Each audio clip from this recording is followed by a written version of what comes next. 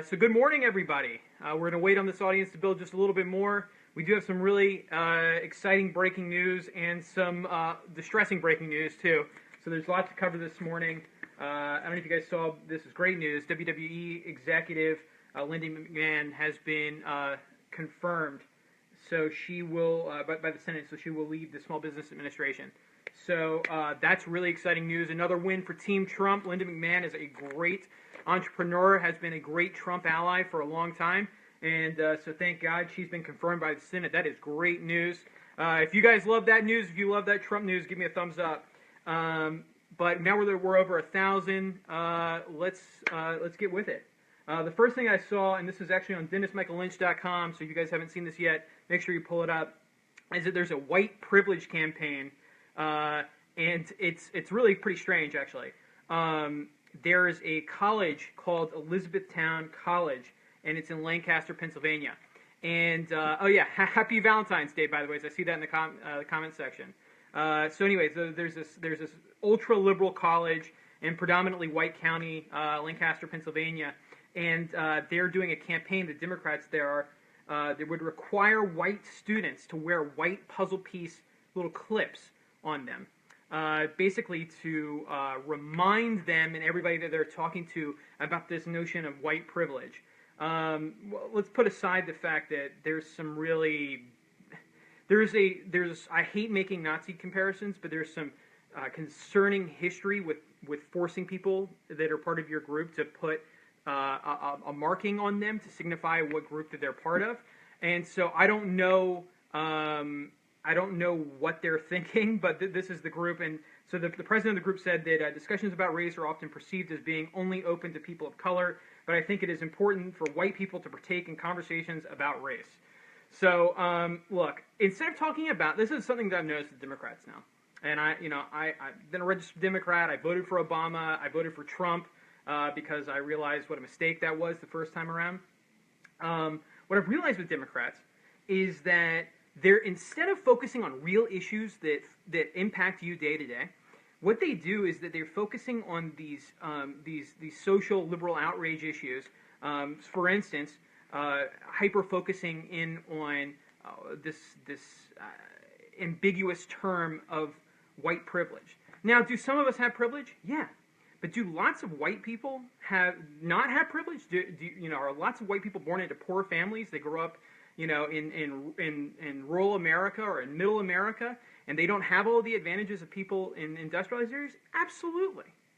But instead of talking about the economic consequence of political policy and the economic consequence of the way that our system's set up, they want to hyper-focus on these issues that divide us, like race, like gender. And it's a total distraction. And the optics of forcing people to wear something that signifies that they're that they have white privilege, which almost feels to me like you're labeling yourself a white supremacist in some way, is really concerning. So I'd love for them to acknowledge that not all white people, are privileged. Not all white people were born into extraordinary wealth. In fact, most people weren't. There are more white people in this country that are poor in raw numbers than any other ethnic group in the country. And so when we talk about issues of poverty, when we talk about issues of economics, when we talk about issues of unemployment, we're not just talking about any one ethnic group, any one religious group, any one gender. These are issues that span everyone. These are universal issues. But Democrats, they don't want to talk about that anymore. And why is that? It's because they don't win on the economics. They only win on division. And so I expect that you'll see more of that. So if you guys want to learn more about this, it's on DennisMichaelLynch.com. It's titled "White Privilege Campaign is Puzzling." Really good article. Really good article. The next thing I saw, and I love this.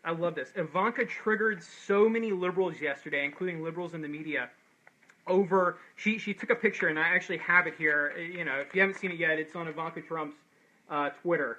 And it's her sitting at the Resolute desk in the Oval Office with her father to her side and Prime Minister of Canada, Justin Trudeau, sitting there. And she says, "A great discussion with two world leaders about the importance of women having a seat at the table."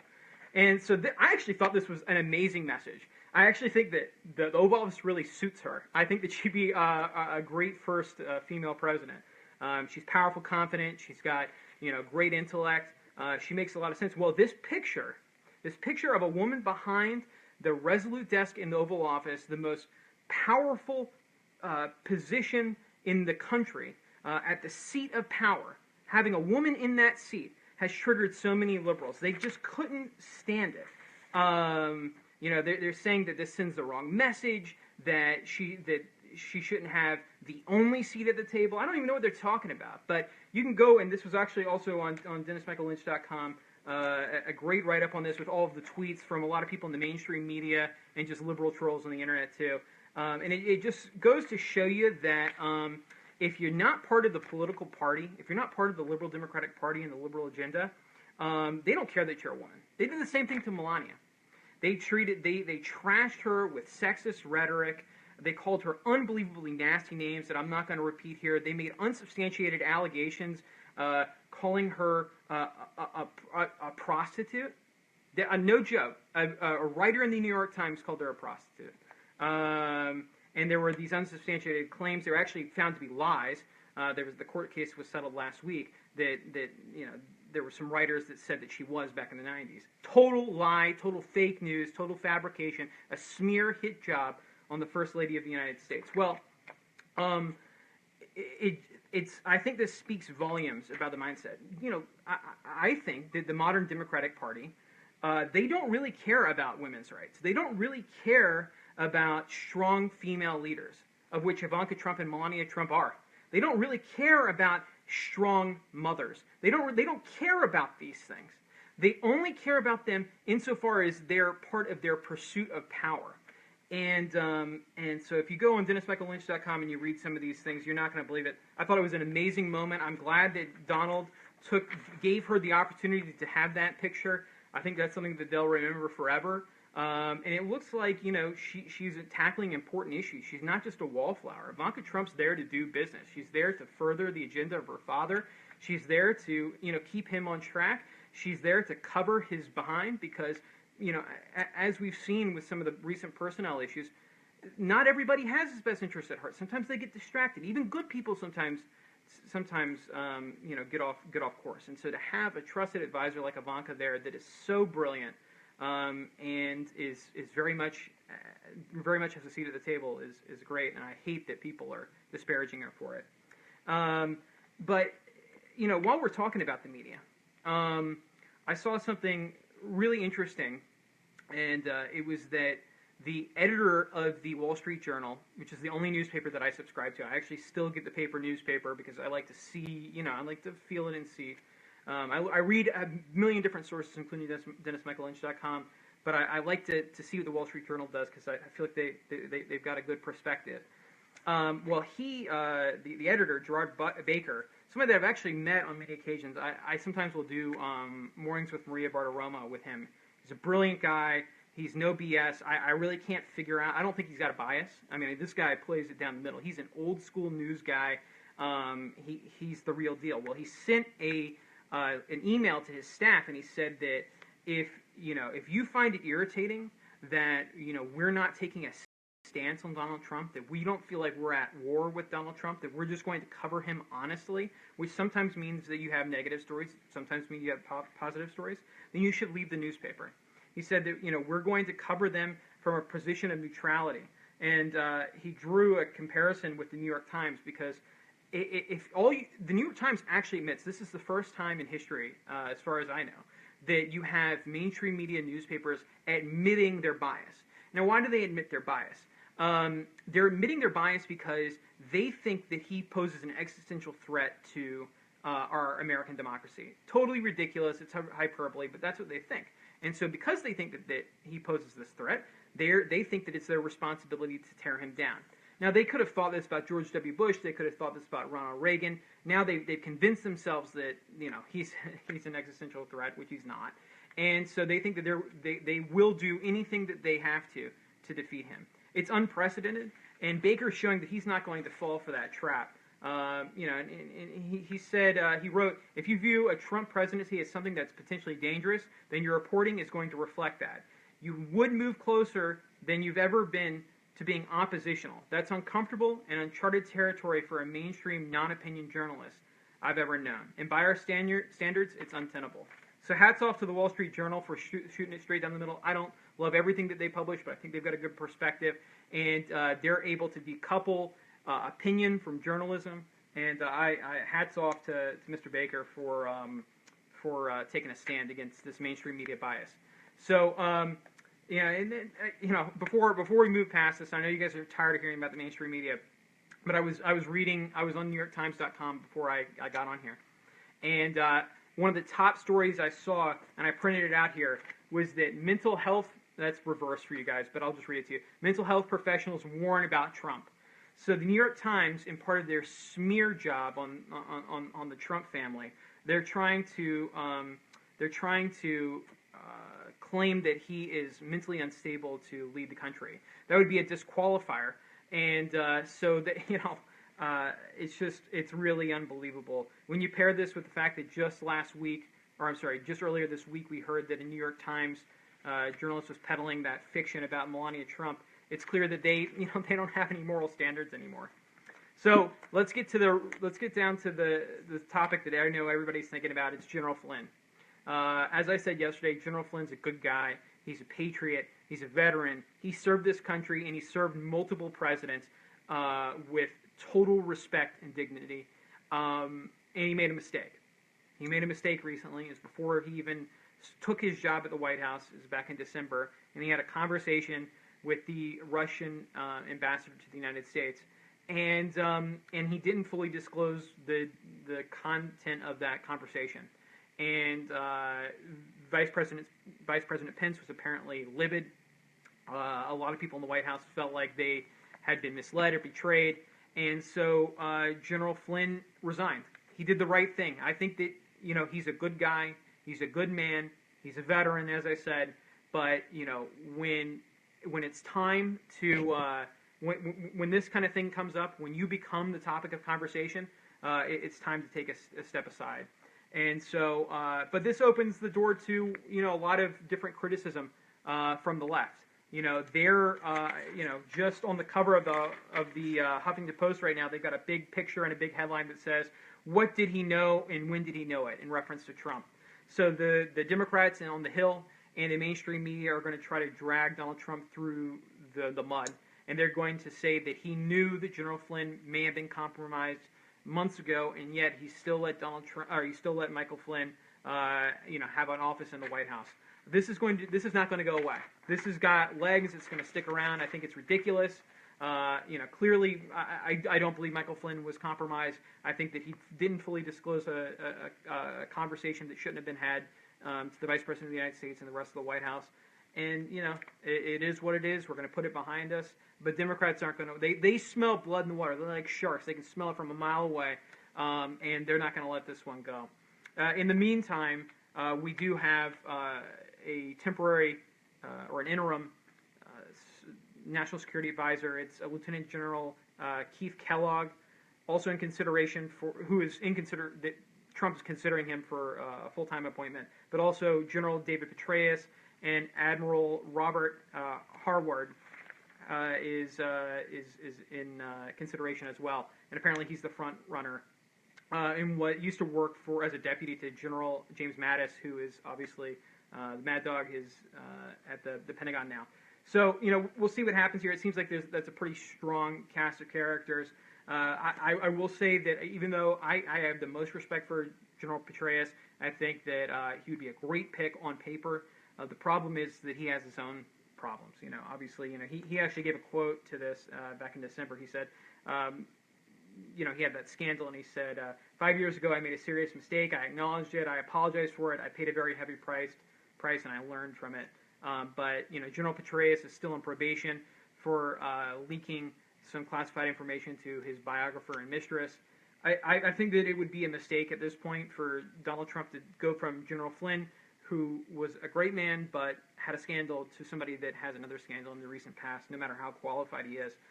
There are two other very qualified candidates. If I were advising Donald Trump, I'd say, let's put Petraeus on the back burner for now, come back to him later in the administration when things settle.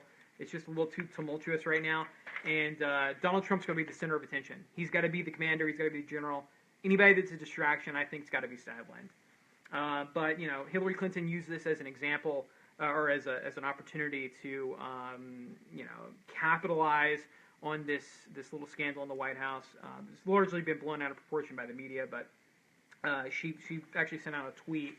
It was actually a retweet of one of her former staffers.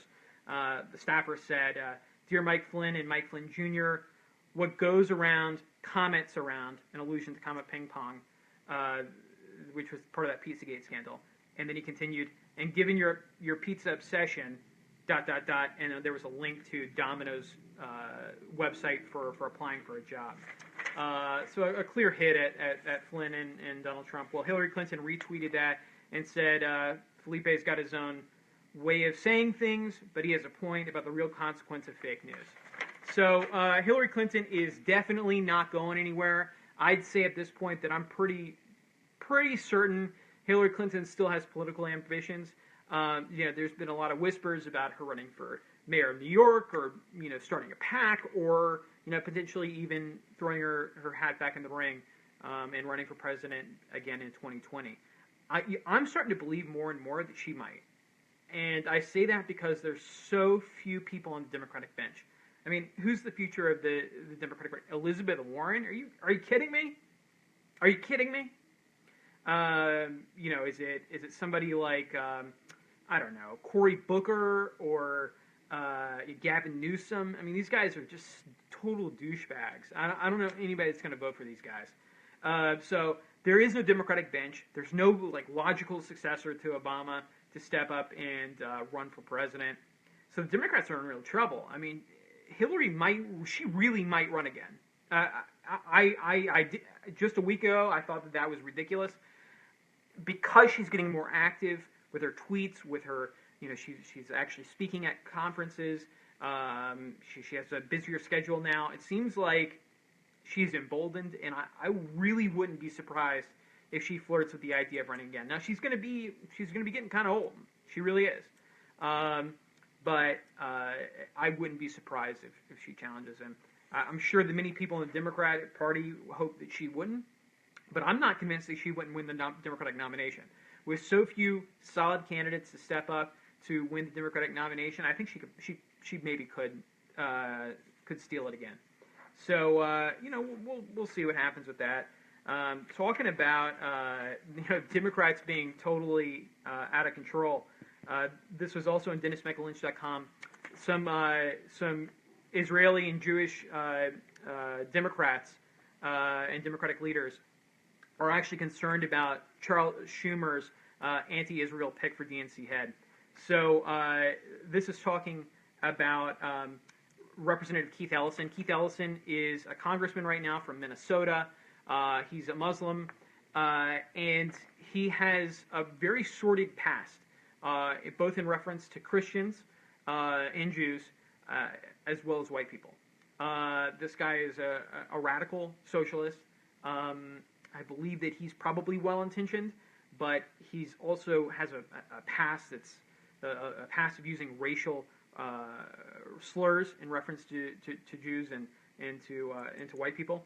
And so it's apparent that at this point this guy may be the next chair of the Democratic Party.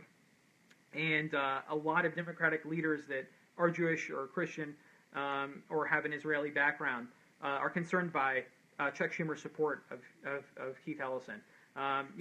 Keith Ellison is, he checks a lot of Democratic boxes. He's a minority, both in terms of his ethnicity and his religion. He checks some boxes the Democrats would want. The problem is having so much baggage. I don't think that the Democrats would be wise to pick him.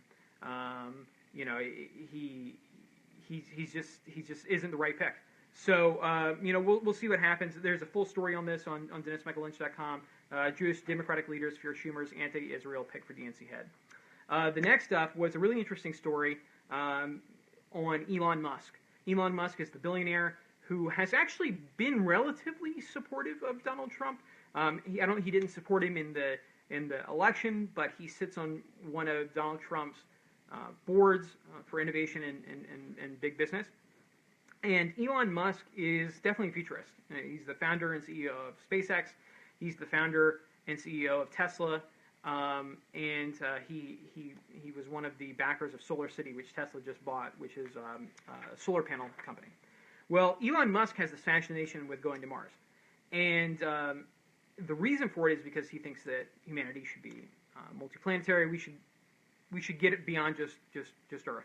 And given everything that we know about, North Korea's nuclear proliferation and Iran and a lot of the national security and foreign policy consequence of the Obama years, he may not be wrong. But what I find more interesting than this Mars talk is that Elon Musk was talking about automation impacting American workers. And this isn't a topic that lots of people want to talk about because it's boring or it's frustrating. But what he was talking about is that with the rise of artificial intelligence, most jobs in this country can be automated in the next 50 years. I believe the study out of Rice University, which is showed that, which they have one of the leading programs on this, showed that around 95% of the jobs that are currently in existence in America can be automated. Everything from lawyers to people at the bank to people on Wall Street. A lot of service, like good service jobs and a lot of good manufacturing jobs can be totally wiped out.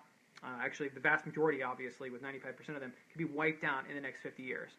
And so what he's talking about is that we need to start thinking about what the next wave of jobs are going to be relating to either manufacturing, science, technology, and we need to think about how we're educating people.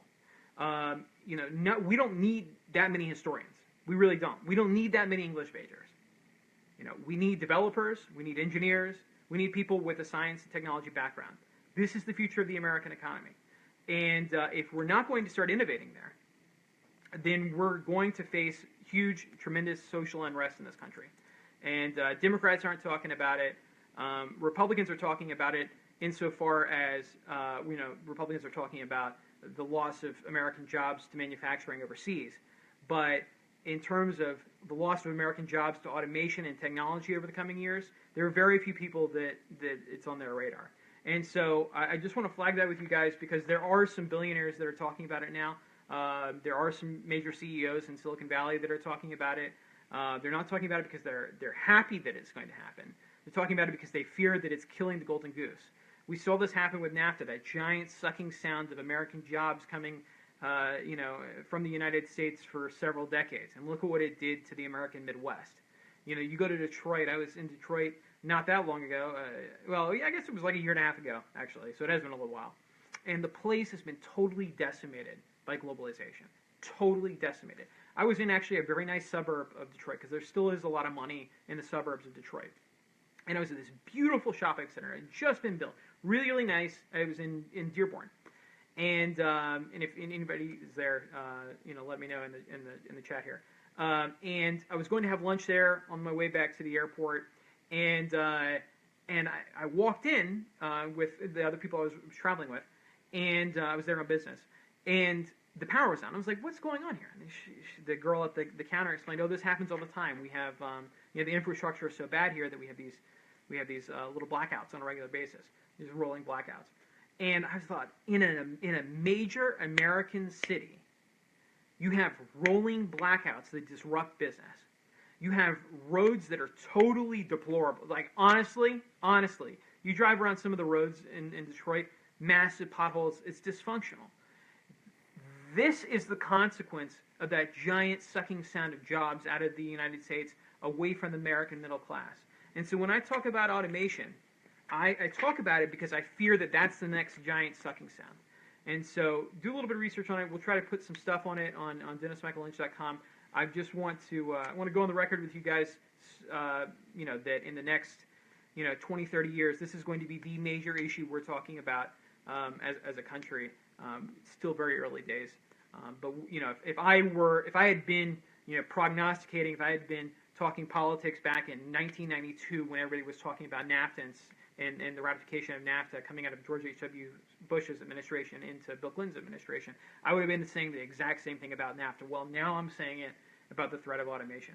And I feel emboldened to start speaking about it because I see people like Satya Nadella at Microsoft and Elon Musk and Bill Gates at Microsoft talking about it.